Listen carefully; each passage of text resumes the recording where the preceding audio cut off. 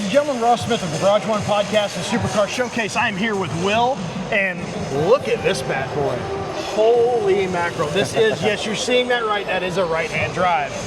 Will, are you a car guy, or are you just have gotten kind of love for cars? Oh, I'm a huge car enthusiast, so I've been working on cars for a long time. I got a Mark IV Supra as well. It makes like 1,200 wheel horsepower. Oh, wow. I love working on cars. Okay. I got a lift in my garage. I do, paint corrections, all that You sort are of stuff. stamped official car guy right there. Super car guy. Oh, 100%. That's 100%. awesome. So how did you come across this one? What's the story behind it? So I bought this car a little over 5 years ago, and so when I bought it, it was in Japan, sight unseen. I had an exporter that I was working with out there. It was really well trusted in the R34 GTR world. Yeah. And so I bought it, and we stored the car for 4 years in Japan before I could legally import it. I had to wait until it hit exactly 25 years of age. Oh, and that's then right. I That was just able to happened import here it. recently, right? Right. So Customs and Border Protection has rules on what can be imported, and they have to be considered a classic car 25 years or older. Since it's a 99,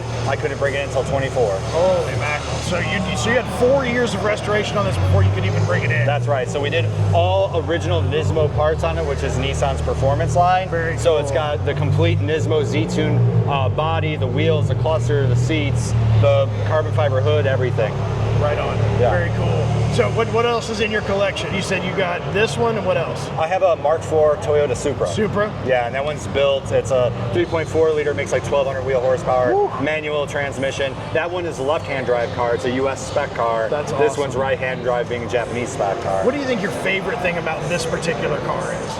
It's got to be the color. So like anybody that knows GTRs knows that Bayside Blue was like the flagship color. Right. Much like a 1970 Chevelle, the red with the black stripes was like the flagship color. That's really what the R34 GTR is this Bayside Blue color. And with this color, like I put 30 hours into paint correcting it myself. Ooh. And it's all original paint outside of the bumper and the fender, the hood as newer parts by Nismo, but everything else is completely factory paint on it. Man, that's awesome. Yeah, and we were able to preserve all of it.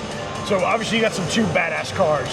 Like what's on your radar for next? If you were gonna add something to your stable, what would you add? I get this question all the time. So I would like to have first gen NSX, which is an Acura, or even the Honda that was in Japan, or an FD RX-7, which is the Mazda, the RX-7 from the 90s as well. Right on. So those are the kind of two other cars, and it would kind of round out that sort of like Japanese 90s car collection. For sure, that's a trifecta right there. Yeah, exactly. That's nice. Exactly. Well, cool, man. Thanks for showing it to us. Thank you. Appreciate it, and we'll see you on the next one. Awesome. Thank you so much. Thank you all.